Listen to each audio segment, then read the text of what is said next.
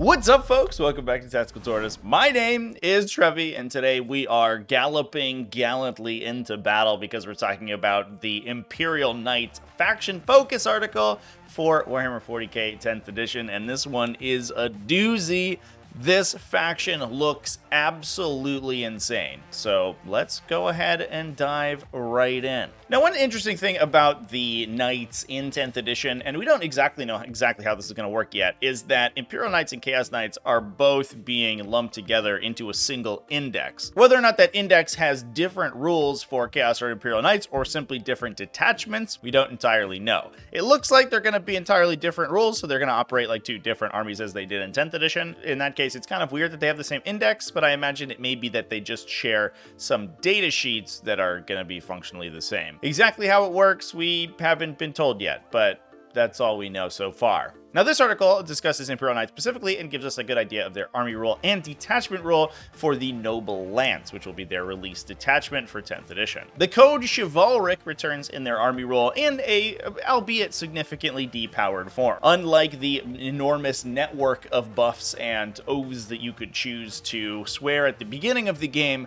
during your army creation, the new code Chivalric only has 2. As far as I know, unless there's more here that are not being revealed, but I don't think that's the case. Importantly, this is at the end of the read mission objective step, so this happens from game to game. These are not O's that you have to include in your list building, so you can choose it depending on which one might be easier. If your opponent has a warlord that's easy to kill, you can choose Lay Low the Tyrant, while if your opponent is going to be playing kind of KG and making it difficult for you to get to them, Reclaim the Realm will certainly help. There's no more honor points or gaining or trophing honor points. Instead, your army is simply becomes honored if you complete your oath. However, each oath has a baked-in ability that you'll get permanently. Lay Low the Tyrant, for example, gives your entire army rerolls of 1 to both hit and wound. Reclaim the Realm gives you +1 move and +1 to advance and charge rolls. So overall, that will increase your total charge threat range by 2, unless of course we see Full Tilt return, which it probably will. That's a staple of the Knight Codex, which means that they basically be getting +3 to their threat range. They'd increase their movement by 1, increase their advance roll by 1, and then also increase any subsequent charge. Both of these have a deed that is required of you to become honored. Lay Low the Tyrant requires you to destroy the enemy warlord, and Reclaim the Realm requires you to control 1 or more objective markers in your opponent's deployment zone. They do check for completion at the beginning of your command phase, so you have to have jumped onto the objective and then survived there for an entire battle round in order to lock in that honored effect. Both of these are pretty difficult, and I don't think you're going to be doing them in the early game. At best, you're going to get them late game. So relying on any abilities generated from getting honored probably isn't that consistent. Now, when you are honored, you gain 3 CP, and you get a bonus to the Imperial Knights Noble Lance detachment roll, Indomitable Heroes. This detachment roll is ridiculously straightforward. It gives the entire army a 6+ damage ignore roll, 6+ feel no pain now, and if you are honored, you get a 5+ feel no pain instead. It's looking like different detachments from Imperial Knights may have different detachment abilities that you gain when you're honored, and if so, that would be kind of cool. And I wonder if there will be other abilities that are unlocked when you become honored. The article doesn't indicate. It should be noted that while we don't get exact examples in the article itself, the designer commentary does mention that bondsman abilities will have a return, with effects like the lethal hits and lance abilities given by the Knight Paladin to reroll charge rolls and hit rolls conferred by the Knight Gallant. So now we can move on to some data sheets, and keep in mind that all of these data sheets are going to have a baked-in 5+ or 6+ feel no pain. First off, we have a look at Armigers with the Armiger Warglaive. This has got a little bit of a profile glow up going from T7 in the previous edition to T10, which is overall an improvement. To toughness 9 or so is going to be the equivalent of toughness 7 in the last edition. So toughness 10 is definitely going to make a lot of that mid-weight anti-vehicular weapons wound you on 5. So they are going to be a little bit harder to kill for things like autocannons and grenade launchers that we saw previewed at strength 9. They retain their movement of 12 and 12 wounds, as well as a 3+ armor save, gain a relatively mediocre leadership of 7, as well as an impressive objective control value of 8. Although in the whole, it's likely to be harder for them to control objectives than they did in the last edition, since they no longer have that universal objective secured, where if you don't have your own objective secured, then they're going to hold the objective regardless, and they counted as 5 models previously, whereas this is basically the equivalent of 4 OBSEC models. In terms of abilities, they do have Deadly Demise D3, and since we now know the full full effects of Deadly Demise. That means that they will explode within 6 inches on the roll of a 6 for D3 mortal wounds once destroyed, and they can suffer damage, getting -1 to hit when reduced down to 4 wounds. They do have a 5+ invulnerable save, but there is a note that it only works against ranged attacks,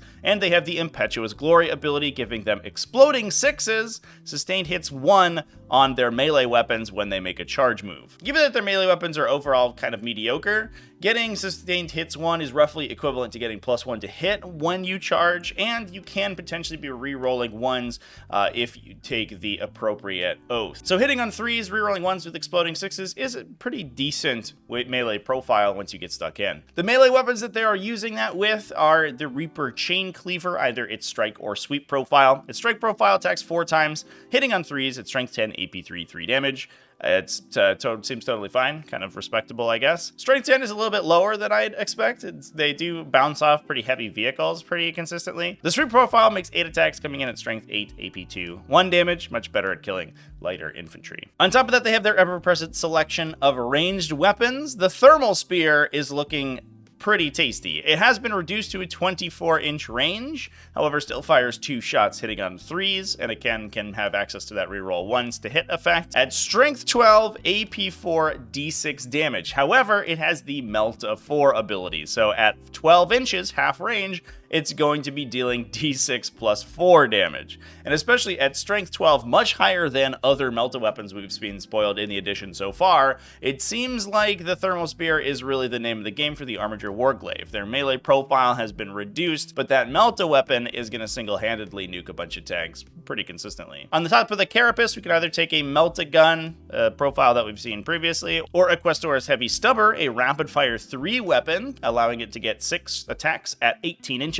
or 3 out to 36 inches. Rapid fire 3 on this weapon is actually pretty solid, especially since I think a lot of the engagement in 10th edition is most likely going to be within that 18-inch range bracket, so getting 6 shots at EP1 out of this is pretty decent. The Meltagun profile has been reduced enough, however, that I'm not sure if you're entirely going to be maining that. Although, if the main name of the game for the Armiger Warglaive is blowing up tanks, you may want to take the little bit of an additional potential that you get another D6 damage weapon on that tank. The other data sheet we have spoiled in this article, however, is absolutely ludicrous, and this is the new incarnation of Canis Wrecks. Canis Wrecks has always been a little bit of a weird story in the Knights Codex. He's a Knight Preceptor, but he's always kind of worse than taking a regular one since he doesn't have the same ability to add enhancements and Warlord traits on, and the Preceptor Knight was never really one that was that efficient to take. This new Canis Wrecks datasheet, however, is absolutely insane. He is coming in at the previous Knight movement of 10 inches, however has been moved up to toughness 12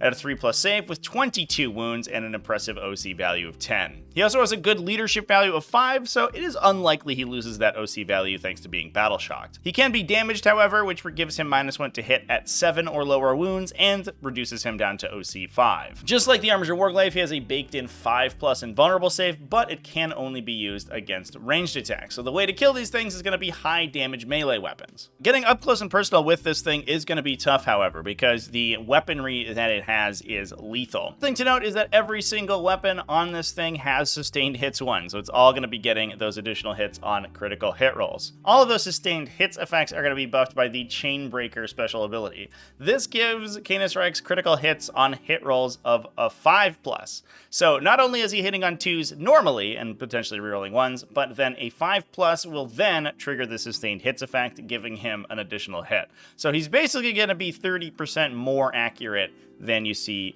on the datasheet. If he's hitting on 2s rerolling 1s, he's probably going to hit about 125% of his attacks. So you can expect more hits out of the number of attacks that he makes than he does make attacks. The Chainbreaker Las Impulsor comes with the blast characteristic, so it will most likely be getting +1 attack when firing at small units, +1 to +2 depending on the size of the unit that it's targeting. The high intensity profile has gotten a little bit of a side grade. It has an impressive strength value of 14, but comes in at only AP3 at a 24-inch range, rather than its previous AP4, but a flat 4 damage. The 36-inch range low-intensity shot has traded point of AP for a point of strength, though, going up to strength 7, firing 2d6 shots, hitting on 2s at strength 7, AP1, 2 damage, and again with both blast and sustained hits. On top of that, it also has a multi-laser. This one has sustained hits as well, and fires 4 shots, hitting on 2s at strength 6, AP0 for 1 damage. Basically, the same profile it had in the past.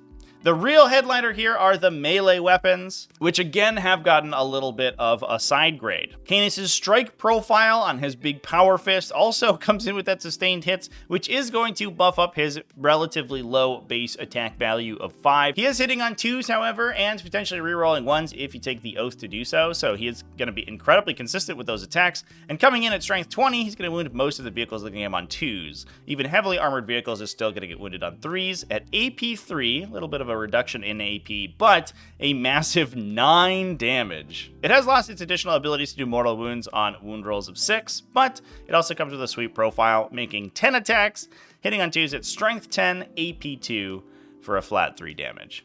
Once per turn as well, he has the legendary Free Blade ability that allows you to target him with a stratagem for 0 command points, even if you've targeted a different unit with the same stratagem in the same phase. This is similar to abilities that we've seen from things like Rites of Battle and Guilliman, but being able to target it on Canis Wrecks, who is a 22 wound, 6+ feel no pain, absolute lethal killing machine of a Warwalker is kind of terrifying. And we can talk about some of the stratagems that it is possible to target him with. Now, we do know the core stratagem list from the rulebook, so we can take a look at some of the stratagems that are going to be most effective on not only Canis Wrecks, but other knights in general, but they will be free on Canis Wrecks. Now, importantly, as far as I can see, most of these discounted stratagem abilities do not work on command reroll. Command reroll itself doesn't target a unit, so if you have something that gives you a buff when using a stratagem targeting a unit, command reroll doesn't do that. It targets the dice roll specifically, so that one you can't use multiple times to get it for free, which is fair, but there are many other good options. We can do things like counteroffensive to interrupt in the fight phase, epic challenge to give Canis Wrecks precision to allow him to kill enemy characters inside units, insane bravery to ignore failed battle shock tests, heroic intervention to charge during your opponent's turn. He is eligible to do this even though he's a vehicle because he is a walker. And I think the most impactful one, tank shock. It's a little mind-boggling to me that tank shock does not exclude walkers from being targeted with it, because it is absolutely lethal on big melee focused vehicles. You use it before a vehicle charges, and then if it makes a successful charge, it can deliver impact damage to one unit that it charged against.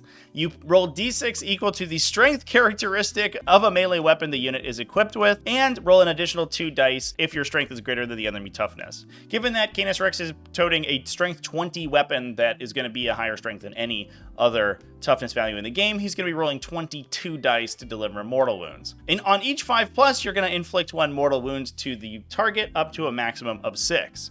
And this is basically guaranteed. It's not 100%, but it's pretty close. So 6 mortal wounds for free is pretty good, and even better when you remember that because Canis Wrecks could use this in addition to other units being targeted by the same stratagem in the same phase, you can actually be getting 2 tank shocks out of a knight army, potentially doing an automatic 12 mortal wounds to your opponent for just 1 CP. Now on top of that, we also have some knight-specific stratagems. The first one being Shoulder the Burden. This is used in your command phase if you have an Imperial Knight that has lost 1 or more wounds, and improves their move, toughness, saving throw, leadership, and objective control characteristic by 1, and gives them +1 to hit. Largely, this is going to be used to top bracket a knight and make it more difficult to finish off if it's taken a bunch of damage, and Canis Wrecks being able to reduce the cost of the stratagem targeting himself down to 0 CP is pretty efficient. Importantly, you can only use the stratagem once per battle. However, if you achieve honored status, then you can use it an additional time. While move and toughness aren't the biggest things in the world to a unit that already has so many of those numbers,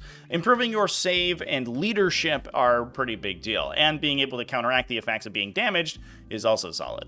In addition, we also have a stratagem that can add to your wound roll. This is Trophy Claim, and it is used in the shooting or fight phase, targeting both your unit and an enemy monster or vehicle. You get +1 to wound for that selected unit against that enemy monster or vehicle, and you refund the cost of the stratagem if you kill that model this phase. However, if you do not kill the model that phase, you in fact lose the opportunity to use this stratagem ever again for the rest of the game. This one's incredibly flavorful, and it's going to make knights very good at the mirror match, where they're going to be able to potentially trophy claim once per turn and just pick up Armigers every turn in order to ensure that they kill those lighter knights, get a repeatable +1 to wound effect, but obviously with a little bit of the caveat that you may lose access to it. Now, we also have some weapons spoiled. In fact, we get more weapons in this article than we've seen in most of the articles previously. The first one is the Thundercoil Harpoon. This one is lining up to be absolutely lethal against enemy monsters and vehicles, as it should be. It comes in at an 18-inch range, shooting 1 time, hitting on a 2, and again, potentially rerolling that 1, so it's hyper consistent.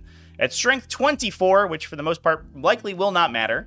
AP 6, which again will likely not matter, although that's enough to punch through almost literally any save characteristic in the game. I think even a 2+ save vehicle benefiting from cover, maybe thanks to smokescreen, is still going to be reduced down to a 0. It deals 12 damage and has the anti-monster and anti-vehicle 4+ keywords alongside devastating wounds.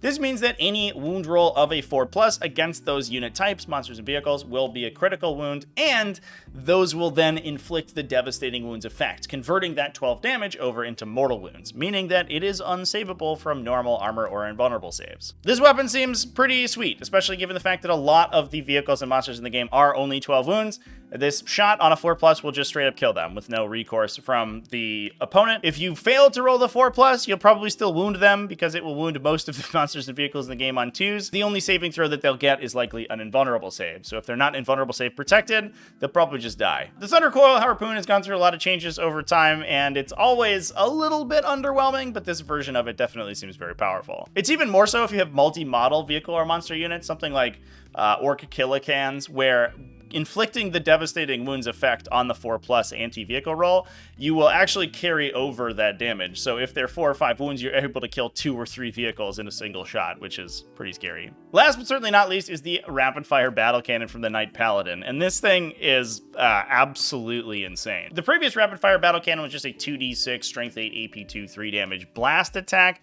The new one has a similar profile. It just tried a point of AP for a little bit of strength, going up to strength 10. However, it retains its 3 damage and gets d6 plus 3 attacks. A little bit lower on average, but a more consistent attack profile at a 72-inch range. The important part here is that it retains blast, allowing it to get +1 attack against most infantry units, but gets the rapid fire d6 plus 3 keyword, meaning that it is doubling that number of attacks within 36 inches, half of its massive 72-inch range. That makes it basically permanently 2d6 plus 6 shots at strength 10, AP 1, 3 damage. Oh, that's a lot of damage. This weapon has gone from averaging 7 shots at that previous profile to now averaging somewhere around 13, which is a massive increase. Rapid fire battle cannons were already a weapon that was taken pretty widely in Imperial Knights, so it is kind of odd to see these things as having such a glow up. On top of that, if Canis Wrecks is anything to go by, these larger knights are going to have the towering keyword, meaning that not only can they be seen through terrain, they also can draw visibility over enemy ruins. So hiding from these knights is going to be incredibly difficult,